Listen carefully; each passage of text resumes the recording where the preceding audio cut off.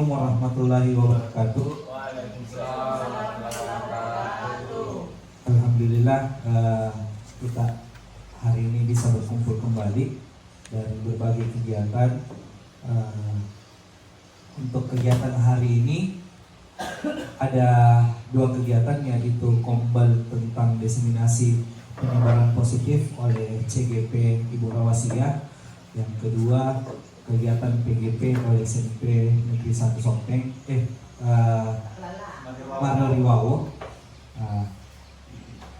Untuk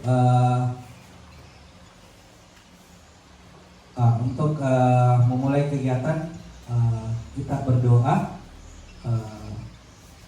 dipimpin oleh Pak Awaludin. Silakan Pak. Bismillahirrahmanirrahim. Assalamualaikum warahmatullahi wabarakatuh. Waalaikumsalam warahmatullahi wabarakatuh.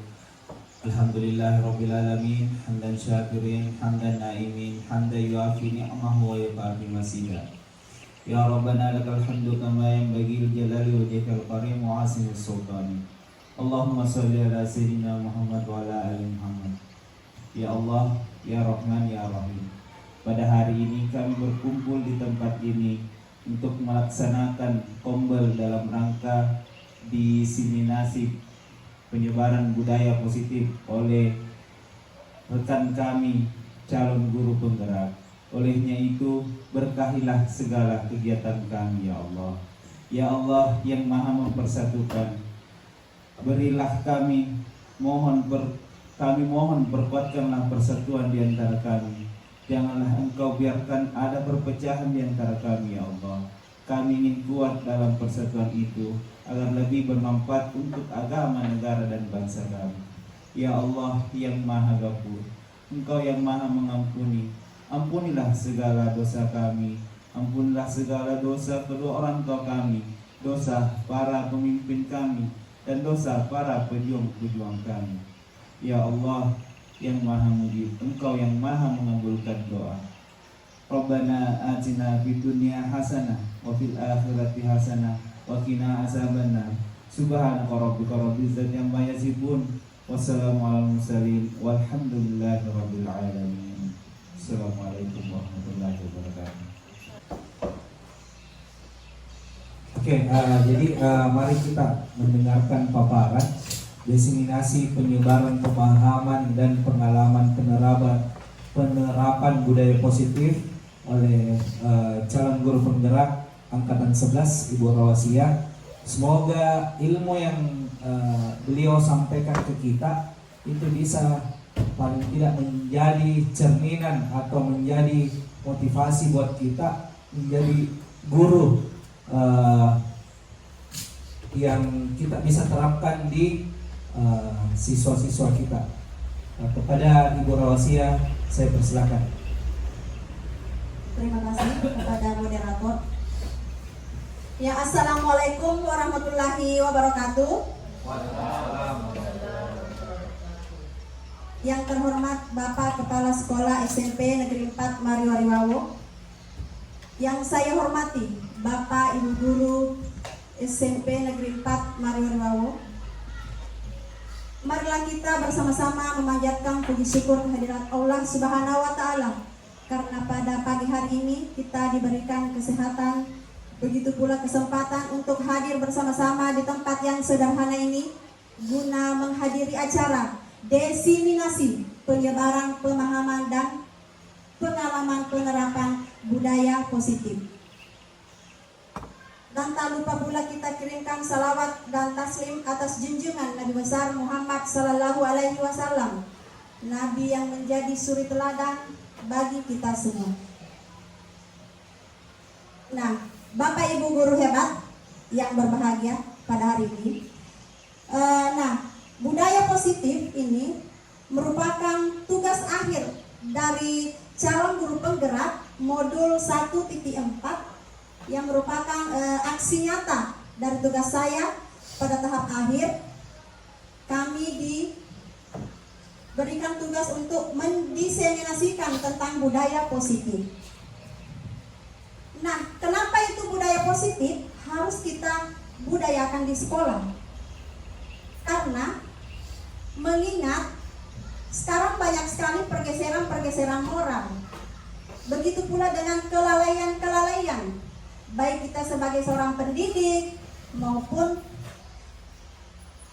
peserta didik kita. Maka saya, Rawasia, calon guru penggerak angkatan 11, pada hari ini, Senin tanggal 26 Agustus 2024, akan mendiseminasikan tentang budaya positif.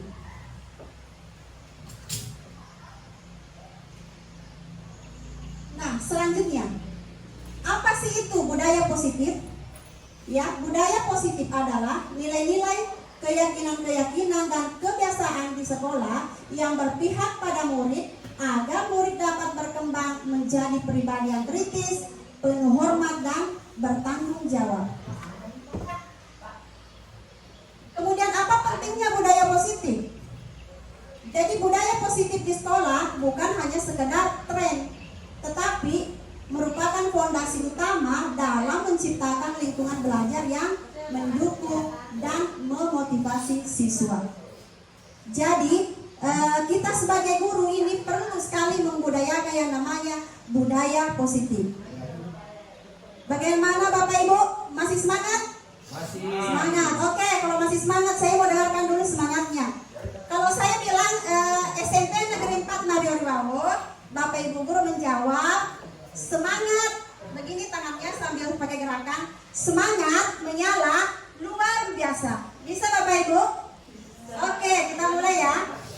SMP Negeri 4 Mario Riwawo, semangat menyala luar biasa. Terima kasih dan aplaus dong untuk kita semua. Oke, baik Bapak Ibu, kita lanjut ya. Salam dan bahagia. Pendidikan menurut Ki Hajar Dewantara adalah menuntun segala kodrat yang ada pada anak, baik kodrat sama maupun kodrat alam, agar mereka dapat mencapai keselamatan dan kebahagiaan yang setinggi-tingginya, baik sebagai manusia maupun sebagai anggota masyarakat. Adapun konsep inti dari budaya positif ini, yang pertama ada perubahan paradigma belajar, kemudian ada disiplin positif, selanjutnya ada motivasi perilaku manusia, kemudian kebutuhan dasar manusia, posisi kontrol guru, keyakinan kelas, segitiga restitusi. Nah, sebelum kita memaparkan satu persatu dari konsep inti tadi, maka kita menonton dulu video ya. Silahkan diklik dulu videonya, gambar televisinya.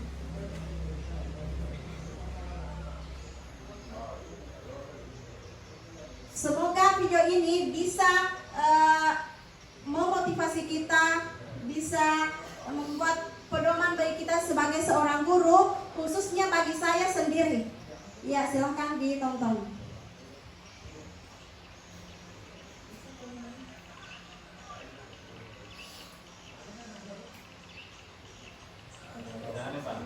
Ada Pak.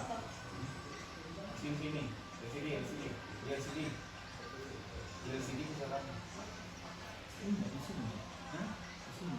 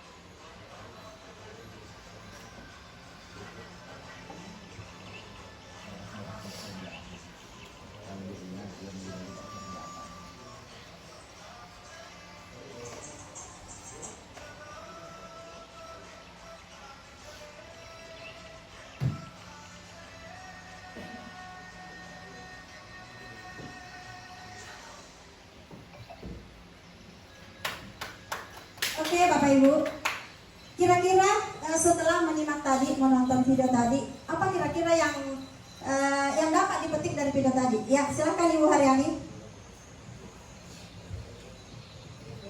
Assalamualaikum warahmatullahi wabarakatuh. Video tadi menggambarkan tentang bagaimanapun beratnya satu masalah atau beban yang dihadapi, jika kita bersatu maka akan dengan mudah kita tuntaskan atau kita pecahkan. Ya, ini masalah persatuan dan kesatuan. Ya, terima kasih saya. Ya, aplaus dong untuk Bapak Ibu guru kita hari ini.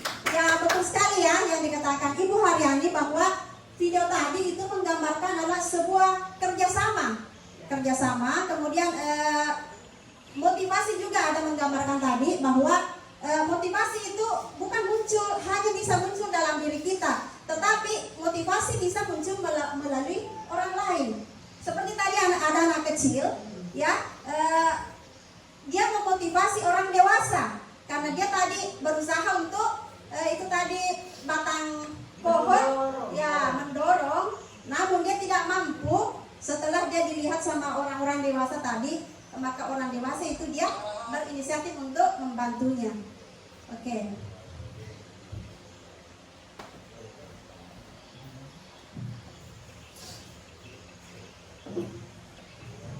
Baik Bapak Ibu, kita lanjut.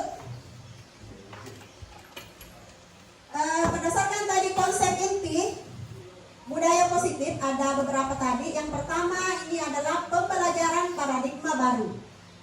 Jadi pembelajaran paradigma baru adalah pembelajaran yang dirancang berdasarkan prinsip pembelajaran berdiferensiasi serta berorientasi pada penguatan kompetensi dan pengembangan karakter yang sesuai dengan dimensi profil pelajar Pancasila.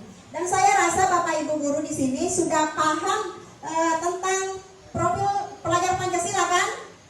Ada berapa Bapak Ibu profil pelajar Pancasila yang kita sudah pelajari? Ada?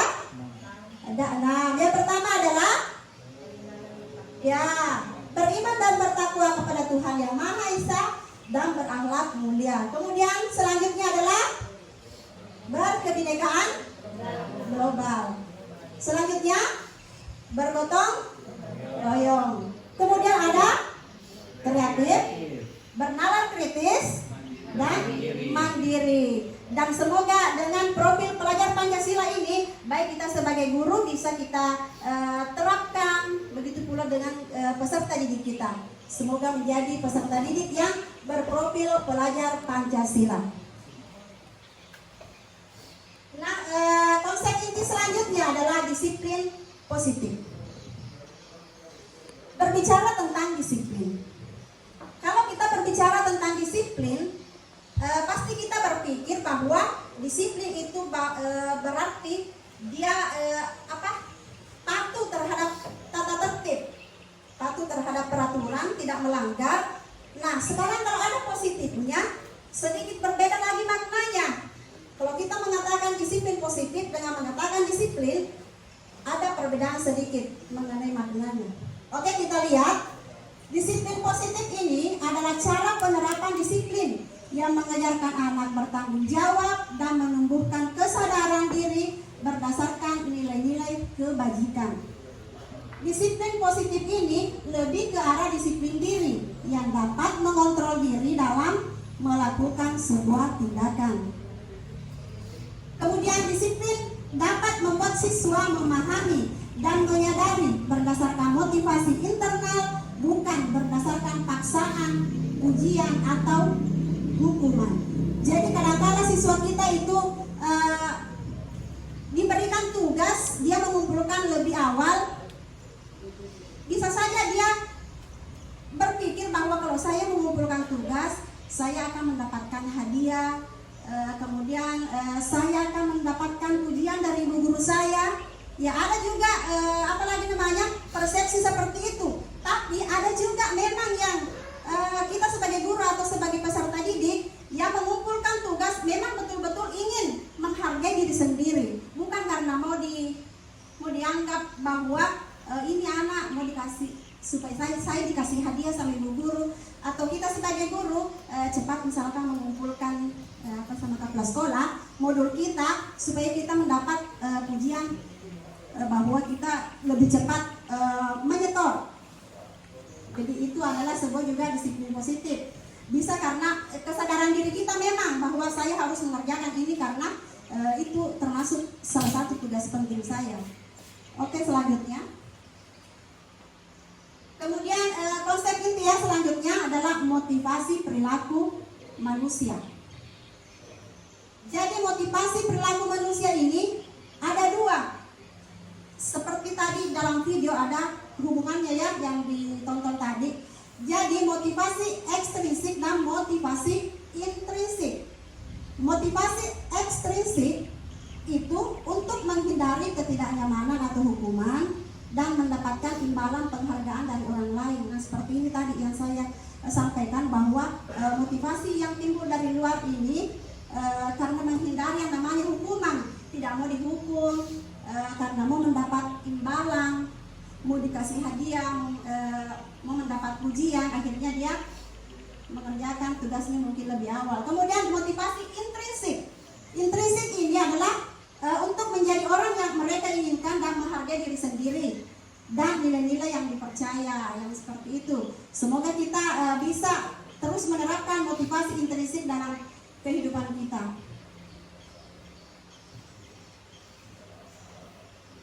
Kemudian konsep selanjutnya adalah kebutuhan dasar manusia. Kebutuhan dasar manusia adalah segala sesuatu yang kita lakukan untuk mendapatkan apa yang kita inginkan, sebagai unsur-unsur yang diperlukan manusia untuk mempertahankan keseimbangan fisiologis dan psikologisnya.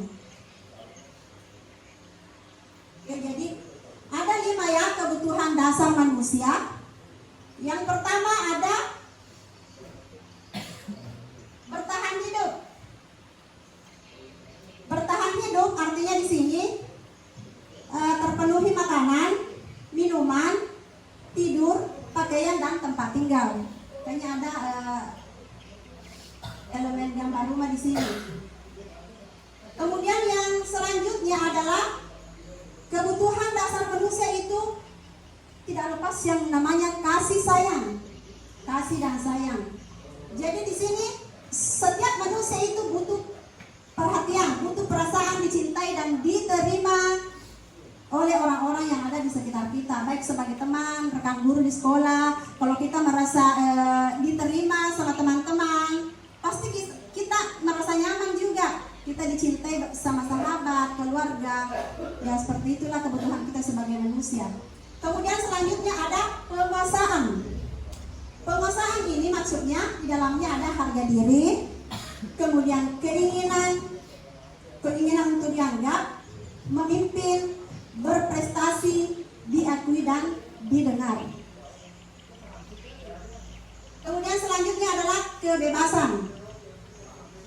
Kebebasan ini di dalamnya ada mandiri dan bertanggung jawab, memiliki kendali atas dirinya. Jadi ini kebebasan artinya di sini bahwa kita tidak apa kalau kebebasan?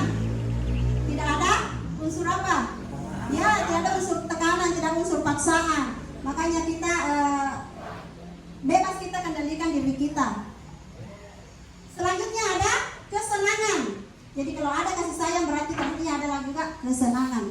Yang mana kesenangan? Yaitu bermain, bergembira, bercanda dan humoris. Jadi ini namanya manusia kalau tidak mengalami yang namanya ini, pasti hidup kita akan kaku ya. Kaku pasti hidup. Pasti ada yang namanya bercanda sama teman, bermain, karena bercanda itu katanya bisa membuat kita awet muda.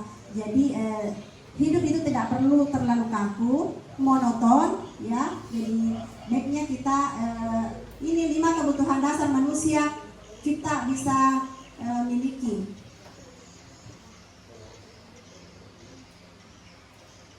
Kemudian masih tentang konsep inti tadi budaya positif. Selanjutnya adalah posisi kontrol restitusi. Nah ini posisi kontrol restitusi ada juga 5. Ada 5. Yang pertama adalah penghukum. yang kedua adalah pembuat rasa bersalah, ketiga sebagai teman, kemudian yang keempat pemantau, dan yang kelima adalah manajer. Nah, Bapak Ibu guru yang berbahagia pada pagi hari ini, kira-kira selama kita menjadi guru, kira-kira yang mana yang sering kita apalagi namanya di sini lakukan? Apakah selalu menjadi penghukum, pembuat rasa bersalah, teman, atau pemantau di peserta didik kita? Selama kita menjadi guru, mungkin kita pernah menjadi ini. Bagaimana Bapak Ibu? Menjadi teman, ya. Kalau menjadi teman berarti dekat dengan kalau Bapak Ibu guru pernah kan menjadi penghukum selama menjadi Bapak Ibu guru? Pernah ya, karena mungkin kita belum mengetahui atau masalahnya terlalu berat sehingga kita tidak menengok yang namanya posisi kontrol. Ada 5 posisi kontrol yang harus kita miliki sebagai seorang guru.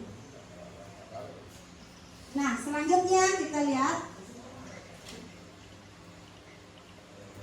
ada contoh ya, contoh penerapan 5 posisi kontrol guru. Ada contoh kasus, siswa tidak memakai atribut lengkap pada saat upacara bendera. Kalau Bapak Ibu guru menjadi penghukum, berarti biasanya melakukan ini, hormat pada bendera selama 1 jam. Berarti tindakan yang kita lakukan adalah penghukum. Kemudian ada yang namanya juga pembuat rasa bersalah. Nah, mungkin kita sebagai guru seringkali melontarkan atau mengucapkan kata-kata seperti di atas, tetapi kita belum paham bahwa oh ternyata kalau saya berbicara seperti ini kepada siswa, saya itu sebagai penghukum, sebagai pembuat rasa bersalah. Jadi kalau Bapak Ibu guru mengatakan seperti ini, barangkali ibu atau bapak memberitahu kamu. Berapa kali Bapak Ibu memberitahu kamu, tetapi kenapa kamu selalu mengecewakan Bapak Ibu? Kalau kita berbicara seperti itu kepada siswa, berarti posisi kita di mana? Posisi kita di mana kalau kita berbicara seperti itu? Membuat rasa bersalah. Biasa siswa membuat dirinya merasa bersalah kalau dibilang seperti itu.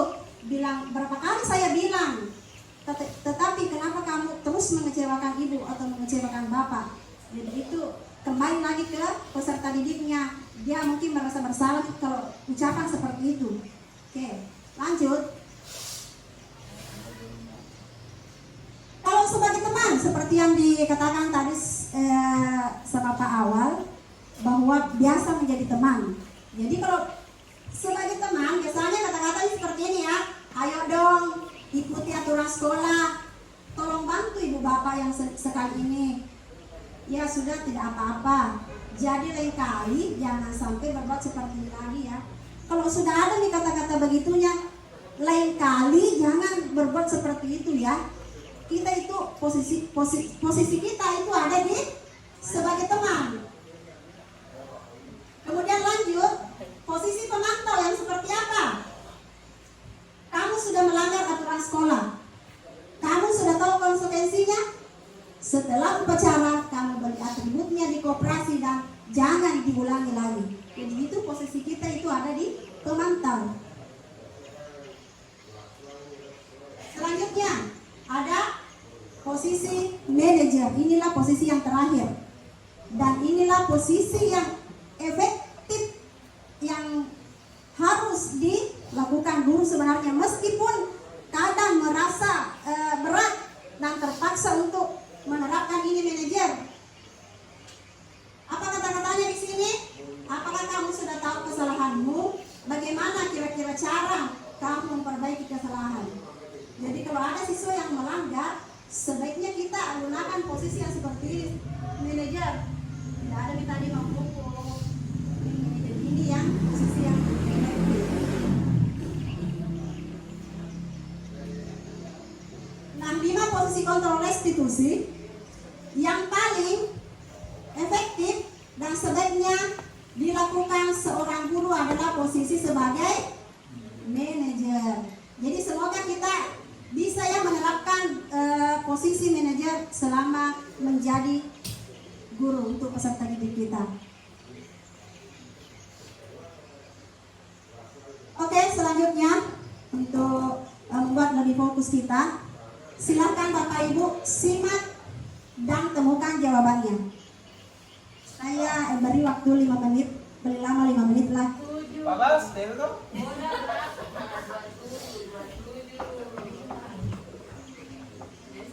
Berapa kan aku? Ya silakan Bapak Ibu. 3 kali 3 9, 9 kali 3 27.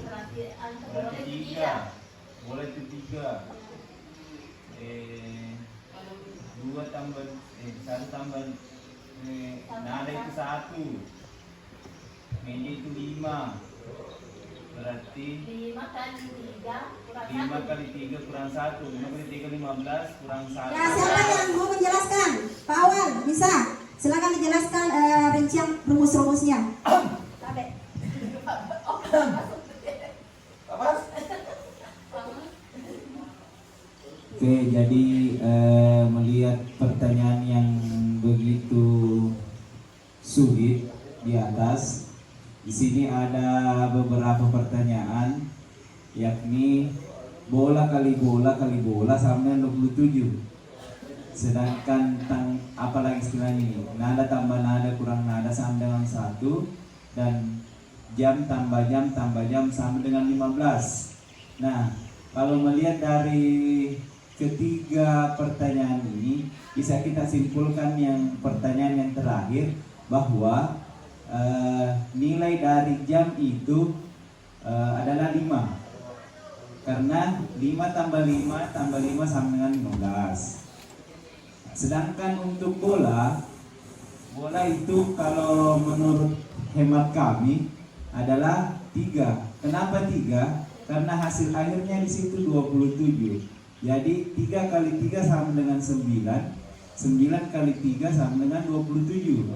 Jadi nilai bola adalah 3. Nah, yang terakhir adalah nada. Nada itu hasil akhirnya 1. Nah, kalau dilihat di situ 1 tambah 1 sama dengan 2, 2 kurang 1 sama dengan 1. Jadi nilai dari keseluruhan itu jamnya 5 kali bola 3 berarti 15. Kemudian dikurang dengan nada 1, jadi hasilnya 14. Mungkin seperti itu. Tepuk tangan untuk Pak Awal. Terima kasih. Baik, ada jawaban lain?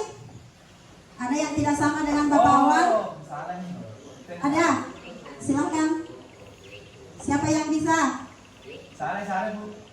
Dia 5 senang jam 4 tempat tertib itu. Oke, ada yang lain sudah menemukan atau mau mengulangi? Ini perlu memang analisis. Itu beroda deh Bu. Itu berjamnya. Jam 7. Ya, terus tambah kali 7 kali 3. 21.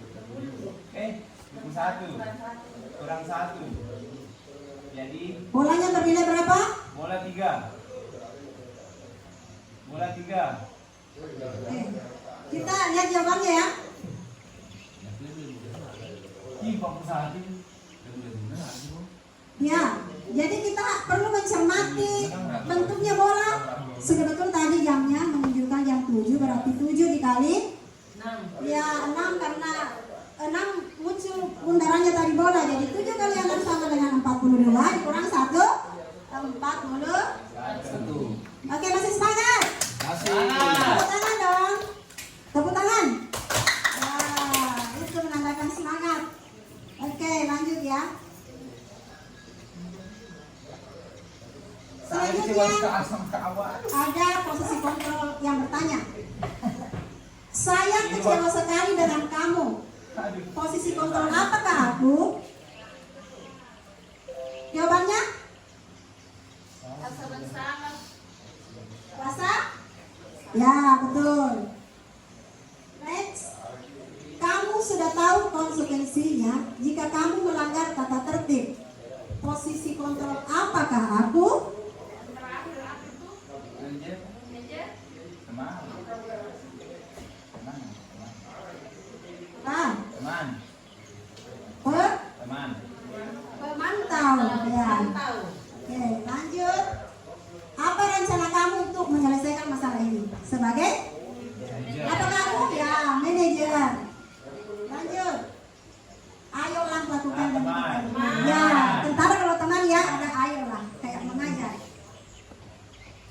Selanjutnya, kamu akan jalan bebek jika tidak membayar. Betul sekali. Jadi posisinya adalah penghukum. Next. Kita lanjut ke apa lagi namanya konsep inti budaya positif. Keyakinan kelas. Mengapa harus keyakinan kelas?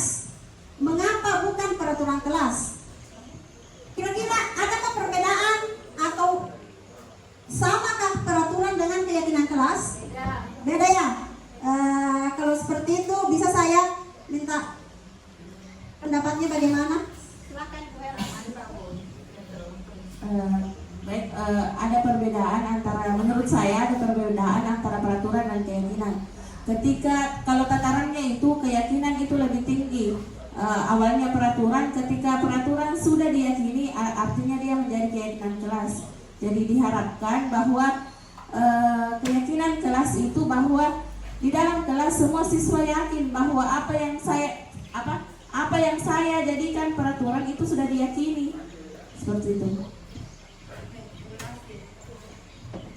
Terima kasih kepada Ibu Herni. Ada pendapat lain? Apa perbedaan? Kalau menurut Bapak Ibu guru berbeda keyakinan dengan peraturan, kira-kira perbedaannya seperti apa? Siapa yang bisa? Dan saya rasa di sini Bapak Ibu sudah membuat semua keyakinan kelas ya di kelas masing-masing. Oke, sudah. Ada yang bisa membedakan lagi perbedaannya keyakinan kelas dengan peraturan kelas? Ada? Oke, jadi yang dikatakan tadi Ibu Herni tidak salah. Cuma perlu mempertegas lagi bahwa keyakinan kelas dengan peraturan kelas itu memang berbeda ya. Kalau keyakinan kelas berarti guru yang membuat berdasarkan kesepakatan bersama siswa. Ya, itu bedanya. Kalau peraturan kelas, peraturan yang dibuat tanpa melibatkan siswa. Ya, jadi tanpa kita mendapat pendapatnya siswa, kita bisa membuat peraturan. Kalau keyakinan kelas berarti bahwa kita melibatkan siswa.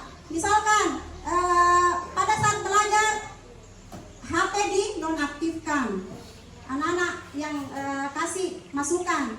Apalagi nak selanjutnya keyakinan kelas, saling menghargai. Ya, jadi itu ada kesepakatan antara siswa dengan guru, maka menjadi keyakinan kelas kita. Dan sebuah keyakinan kelas itu ketika kita buat dari kata-kata yang kita buat harus diubah menjadi kalimat positif ya. Misalkan sudah ada keyakinan kelas yang kita buat di kelas, kita cermati dulu kata-katanya lagi sehingga menjadi sebuah kalimat positif. Misalkan membersihkan kelas, ada kalimat yang dibuatlah belum positif. Misalkan membersihkan kelas setiap hari dan di luar kelas. Jadi kalau kita ubah menjadi kalimat positif itu berarti bisa kita tulis menjadi menjaga kebersihan. Jadi menjadi kalimatnya simple dan mudah untuk dipahami. Jadi itu yang dimaksud dengan kalimat positif. Diubah menjadi kata-kata yang mudah untuk dipahami dan singkat, tidak terlalu panjang.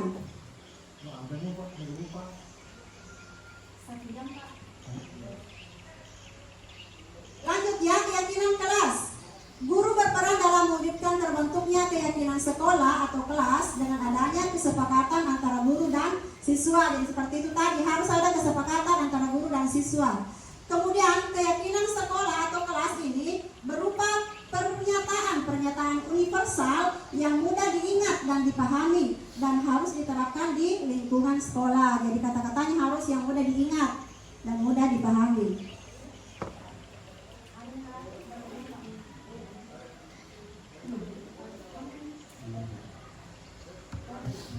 Segitiga restitusi. Ya, inilah yang mungkin kita tunggu-tunggu ya, segitiga restitusi. Segitiga restitusi itu adalah suatu proses dialog yang dijalankan guru dengan rekan sejawat, bahkan dengan orang tua yang dapat menghasilkan murid mandiri dan bertanggung jawab. Selanjutnya, tahapan segitiga restitusi. Jadi dalam segitiga restitusi itu ada 3. Karena berbentuk segitiga berarti ada 3 sisi. Sisi pertama yaitu menstabilkan identitas.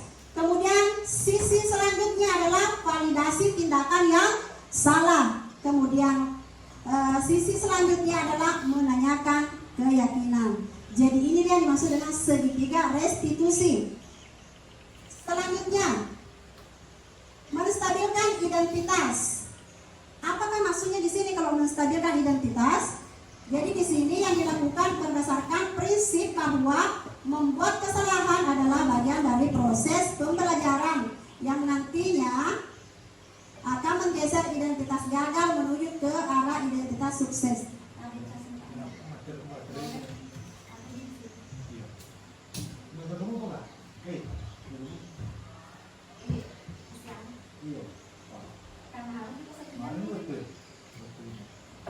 Selanjutnya, berbuat salah itu wajar, tidak ada manusia yang sempurna.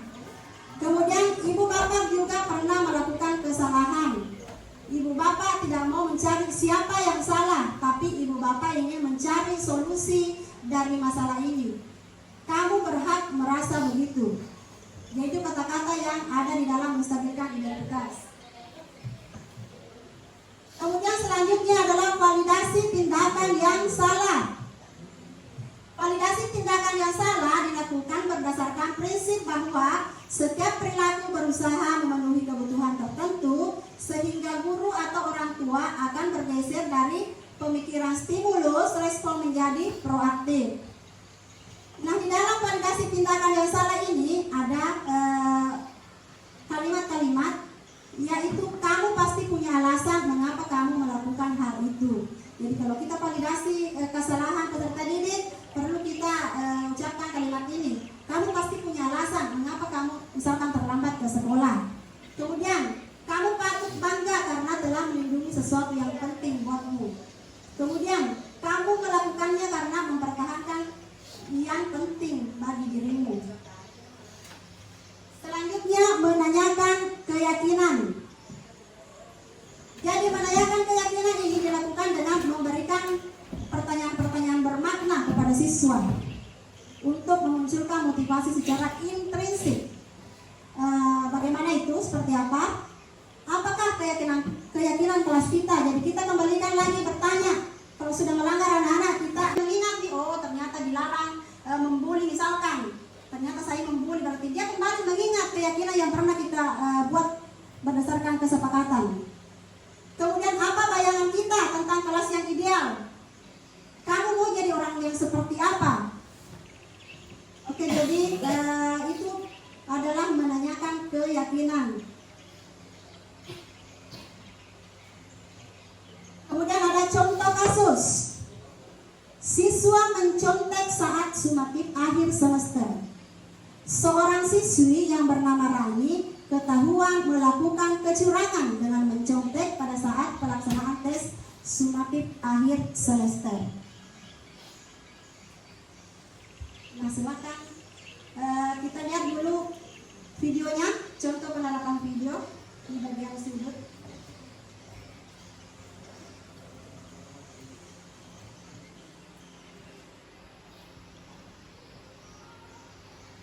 Jadi ini adalah cuma tulisan nama, bukan nama peserta didik kita yang sebenarnya adalah Rani.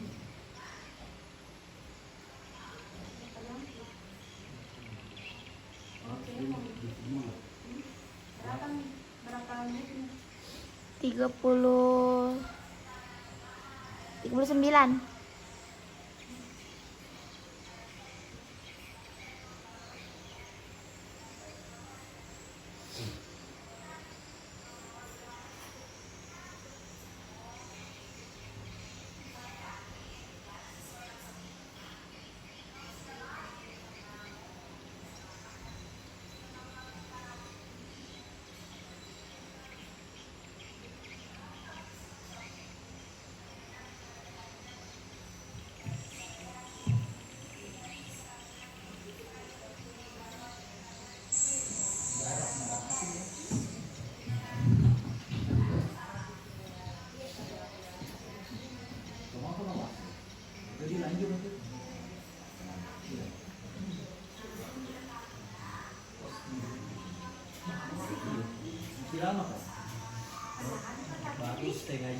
baru setengah jam videonya Pak, dan harus 1 jam.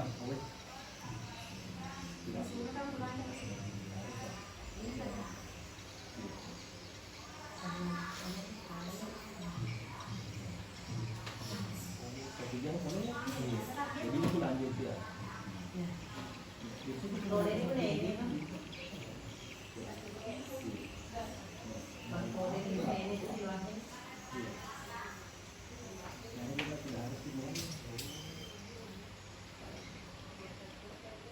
Oke Bapak Ibu, itulah tadi sebuah contoh penerapan segitiga restitusi terhadap salah satu peserta didik sebagai modelnya, sebagai pembuat kasusnya. Bahwa seorang guru itu harus bertindak sebagai manajer. Jadi dipanggil secara pribadi anak-anak yang tadi yang melanggar. Kemudian ditanyakan, mengapa kamu nak bisa mencontek saat ulangan. Kemudian setelah ditahu alasan-alasannya, tentunya kita kasih solusi bahwa bagaimana solusinya supaya kamu bisa tidak mencontek lagi. Pasti anak-anak punya jawaban bahwa saya akan belajar dengan yang giat Bu. Kalau malam mungkin saya baca-baca buku, saya menghafal agar menghindari yang namanya mencontek pada saat ulangan.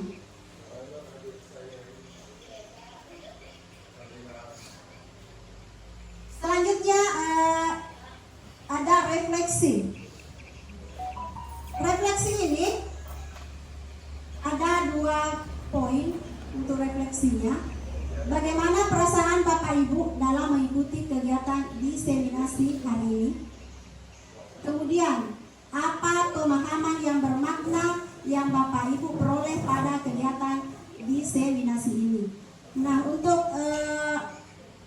menjawab refleksi ini, saya minta kepada Bapak Ibu untuk memberikan refleksi pada hari ini dengan minta tolong kepada Ibu Ayu, ada kertas di situ untuk dibagikan, ditulis.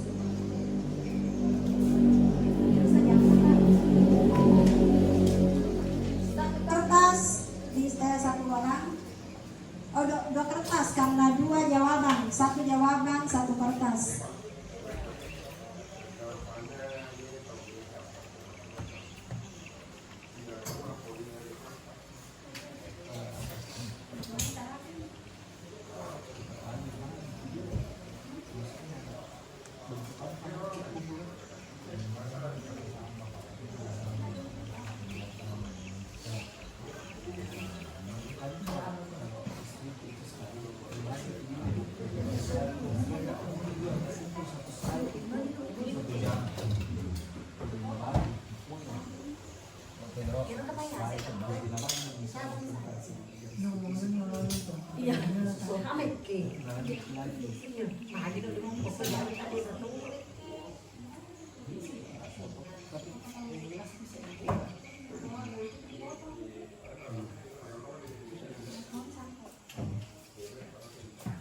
Oke Bapak Ibu, silakan mengisi posip yang dibagikan tadi.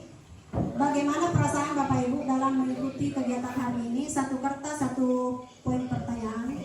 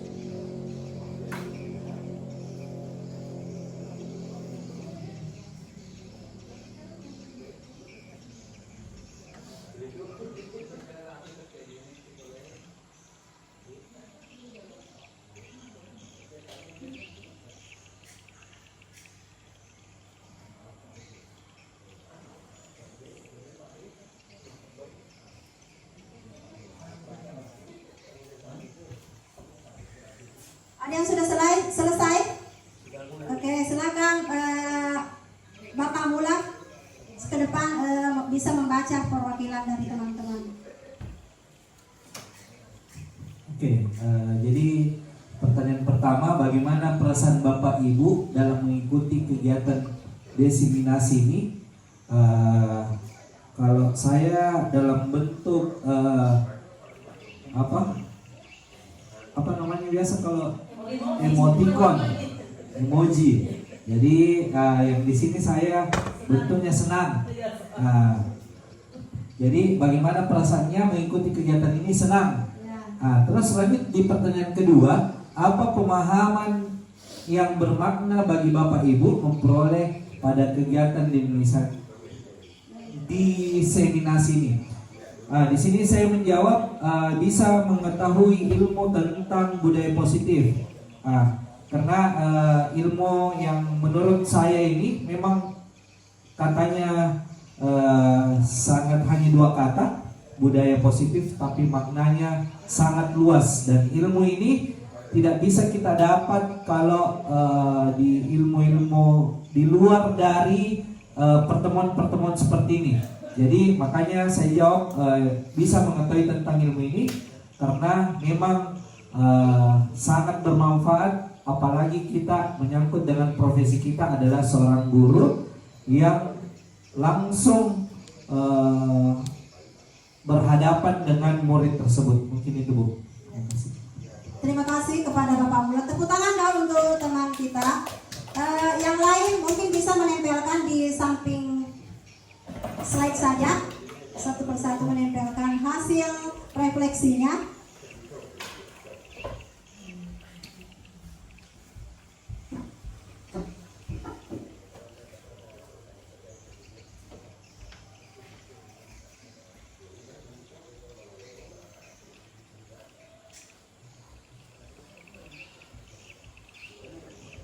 Oke, kita tunggu ya, masih ada yang belum menempelkan. Silakan ditempelkan.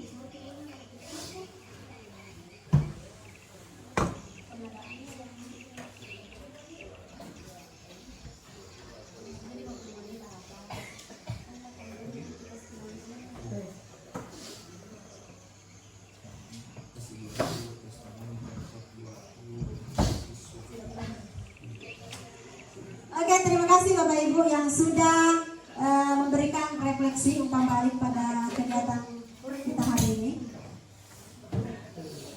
Nah, selanjutnya ada penutup ya. Dalam penerapan program disiplin positif, hendaknya guru memiliki standar kepribadian, profesional dan sosial yang baik, di mana guru mampu merefleksikan dirinya pada posisi kontrol saat ini. Bagaimana perjalanan dirinya sebagai among atau manajer yang menuntun murid-muridnya menjadi insan yang mandiri, merdeka dan bertanggung jawab atau standar nasional. Jadi sekian mengenai diseminasi budaya positif pada hari ini. Saya kembalikan kepada Bapak Moderator.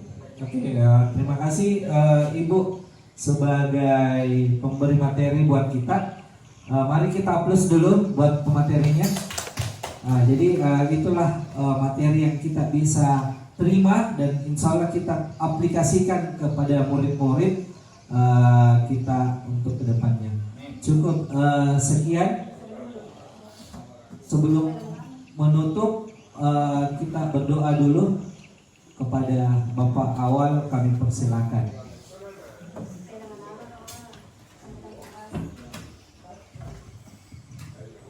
Silakan.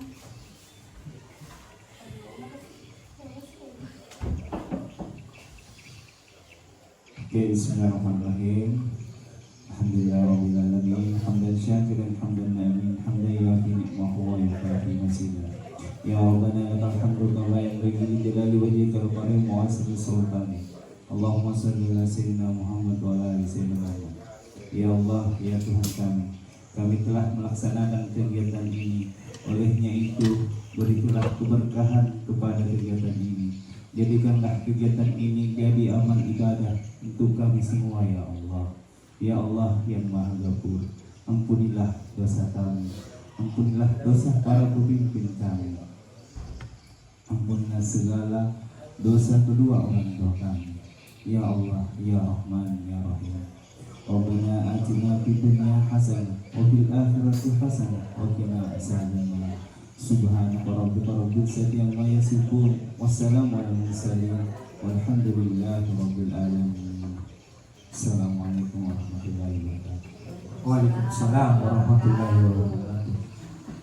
Terima kasih kepada Bapak Awal yang telah menutup acara pada hari ini dengan doa. Semoga acara pada hari ini berkah untuk kita semua, khususnya untuk saya pribadi bisa bermanfaat ilmu-ilmunya yang saya dapatkan dan bisa saya terapkan berkolaborasi dengan rekan-rekan sejawat, saling bersinergi untuk menerapkan tentang budaya positif.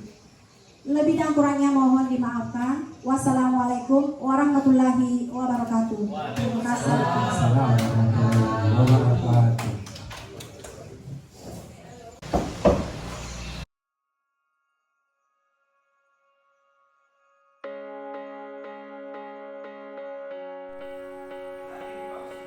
Assalamualaikum warahmatullahi wabarakatuh. Perkenalkan, nama saya Hermianti. Saya adalah salah satu rekan sejawat dari Ibu Rawasiah CGP Angkatan 11. Setelah saya mengikuti diseminasi budaya positif yang disampaikan oleh Ibu Rawasiah CGP Angkatan 11, maka saya perlu menerapkan budaya positif, yaitu menangani masalah siswa dengan menerapkan segitiga restitusi. Dalam hal ini, saya merasa tertantang untuk menggunakan posisi kontrol sebagai manajer dengan harapan terwujudnya peserta didik sesuai dengan profil belajar Pancasila. Terima kasih. Wassalamualaikum warahmatullahi wabarakatuh.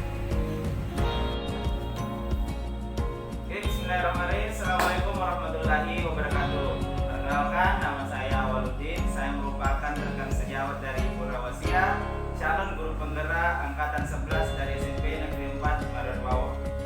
Setelah saya mengikuti diseminasi budaya positif yang disampaikan rekan sejawat kami, saya mendapat begitu banyak wawasan baru mengenai konsep inti dalam budaya positif. Saya merasa bahwa saya merasa tertantang untuk menerapkan kepada siswa kami atau peserta didik kami terkait segitiga restitusi itu.